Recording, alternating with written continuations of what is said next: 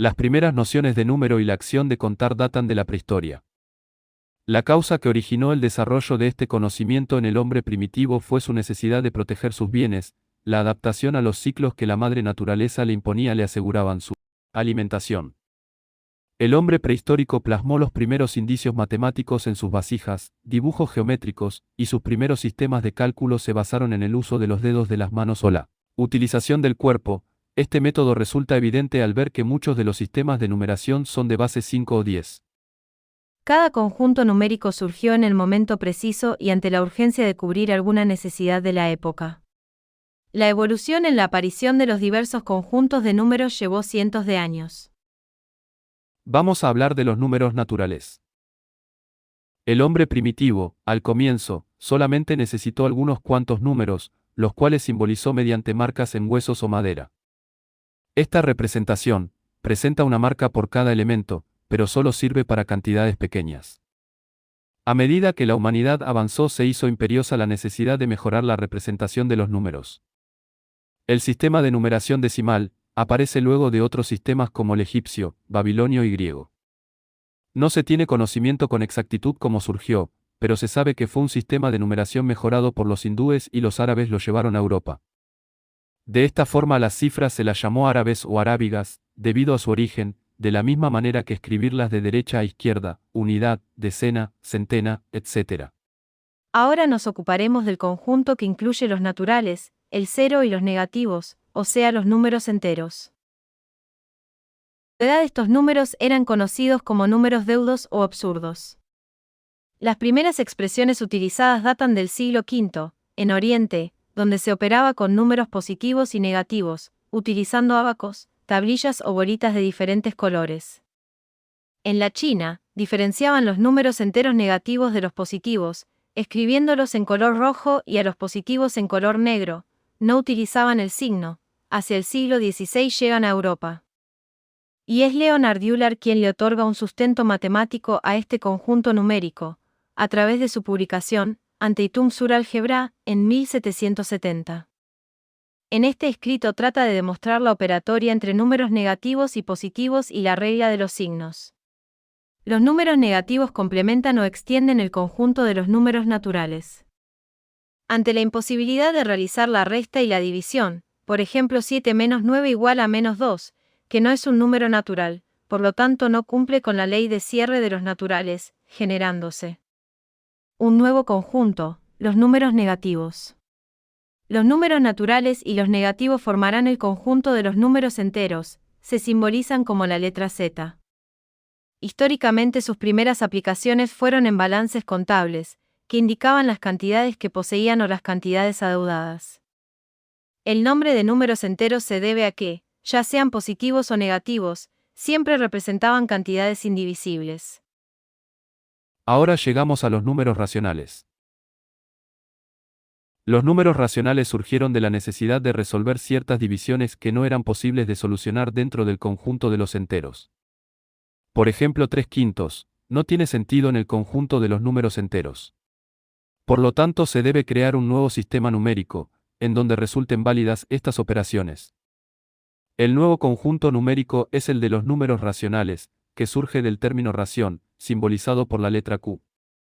A comienzos del siglo XVII, los números decimales se comenzaron a escribir utilizando punto o coma, separando la parte entera de la decimal.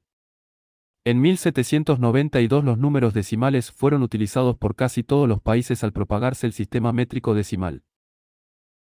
Seguimos con la clasificación, llegamos a este conjunto de números tan particulares, al que llamamos números irracionales. Los números irracionales son números decimales reales que tienen infinitas cifras decimales y no aparece en ellas ningún periodo, como ocurre con los números decimales periódicos, que tienen parte fraccionaria que se repite infinitamente.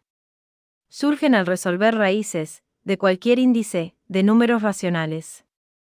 No es correcto expresarlos con una cierta cantidad de decimales, puesto que el número exacto tiene infinita cantidad de ellos.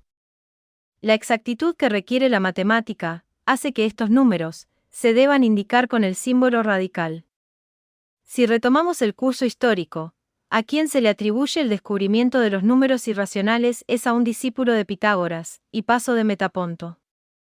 Él demostró que la raíz de 2 corresponde a un número irracional. Sin embargo, para Pitágoras la raíz de 2 era un número sucio, con infinita cantidad de decimales, como el número pi, fuera de toda perfección y que por tal motivo no debía existir. De esta manera se trató de mantener a estos números raros en secreto y a su descubridor lo expulsaron de la escuela pitagórica. Los números irracionales pasaron un tiempo en las sombras hasta su utilización por parte de Eudoxo de Cnido, discípulo de Platón. También son irracionales algunos números especiales surgidos del análisis matemático, como el número pi, que se aplica al cálculo de longitud de circunferencias, superficies de círculos y superficies y volúmenes de sólidos de revolución, y el número e, número neperiano, que sirve de base a los logaritmos naturales. Se puede demostrar que en la recta numérica hay infinitos números de este tipo. Veremos ahora la unión de los conjuntos de números racionales con los irracionales, o sea, los números reales. Los números reales son todos números que están representados como puntos en la recta real. Este conjunto está formado por la unión de los conjuntos de números racionales e irracionales. Se representa con la letra R. El conjunto tiene una cantidad infinita de elementos, es decir, no tienen final, ya sea del lado positivo como del negativo. El orden de los números se conoce por su posición en la recta. Mientras más a la derecha está un número, es más grande; en contraste, mientras más la izquierda es menor. Cada número real se puede ser expresado como un decimal cuya expansión decimal puede ser finita o infinita. Como dijimos anteriormente, los números irracionales tienen cifras decimales interminables e irrepetibles. Por ejemplo, el número pi es aproximadamente 3,1415926535899, con infinitas cifras más. Mientras que los racionales tienen expansiones finitas, o sea que se terminan, como por ejemplo 0,25, o bien infinitas pero periódicas, es decir que se repiten, como 3,333. Veamos, entonces, la ubicación de estos números, esquematizada en la recta. El siguiente conjunto numérico a tratar es el de los números complejos. Los números complejos nacen de la necesidad por resolver problemas o indeterminaciones dentro del dominio de los reales. Se simbolizan con la letra C mayúscula. En los años 1500, volvieron las especulaciones sobre las raíces cuadradas de números negativos. Cuando se descubrieron las fórmulas para resolver ecuaciones de tercer y cuarto grado, los matemáticos se dieron cuenta de que cierto trabajo con raíces cuadradas de números negativos será necesario. Finalmente, en 1545, ocurrió el primer trabajo mayor con números imaginarios. Girolamo Cardano escribió un libro llamado Ars Magna.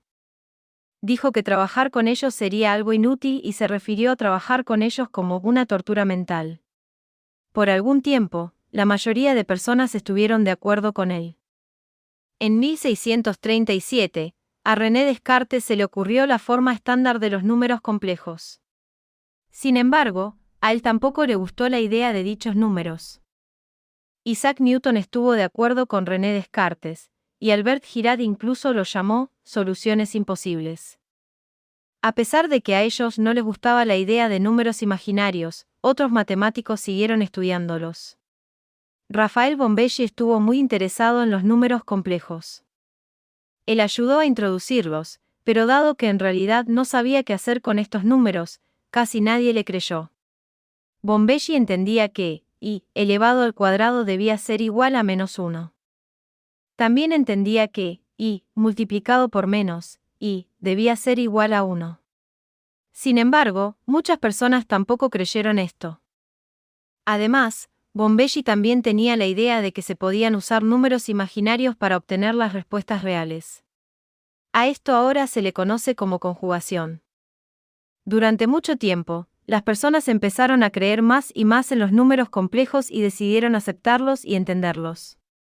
Una de las maneras en las que querían que fueran aceptados fue al trazarlos en una gráfica. En este caso, el eje X representaría los números reales y el eje Y representaría los números imaginarios. La primera persona que consideró este tipo de gráfica fue John Wallis. En 1685, él dijo que un número complejo es simplemente un número en un plano. En 1777, Euler hizo que el símbolo y represente la expresión raíz cuadrada de -1, lo cual hizo que sea más fácil de entender. En 1806, Jean-Robert Argon describió sobre cómo trazar a números complejos en un plano y ahora ese plano es denominado diagrama de Argon. En 1831, Carl Friedrich Gauss hizo popular a la idea de Argon. Además, también tomó la notación A más B por I de Descartes y lo llamó números complejos.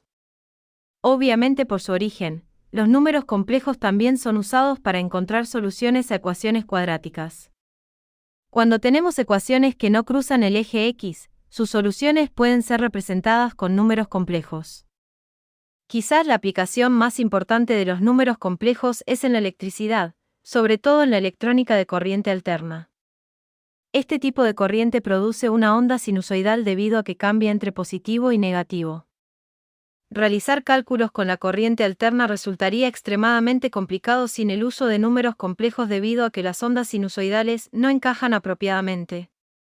Sin embargo, con la ayuda de dichos números, el cálculo de corrientes alternas se vuelve más simple. El procesamiento de señales es otra aplicación importante de los números complejos. Dicho procesamiento es usado en la tecnología de teléfonos móviles, en tecnologías inalámbricas, en radares y otras aplicaciones de transmisión de señales. En resumen, los números complejos son particularmente usados para simplificar los cálculos de proceso que involucran ondas seno o coseno, estando muy presentes, y más cerca de lo que creemos para él. Estudio y representación de las señales que corresponden a los dispositivos que usamos en la vida cotidiana. Hemos llegado al final de nuestro recorrido y reseña histórica de todos los conjuntos de numeración. Partiendo de los números naturales, como herramienta básica, utilizada por el hombre en la antigüedad, hasta llegar a los números complejos, tan necesarios hoy en día, siendo utilizados en el desarrollo de la teoría de las comunicaciones y en física cuántica. Espero que les haya gustado el contenido y los invitamos a seguir cerca nuestro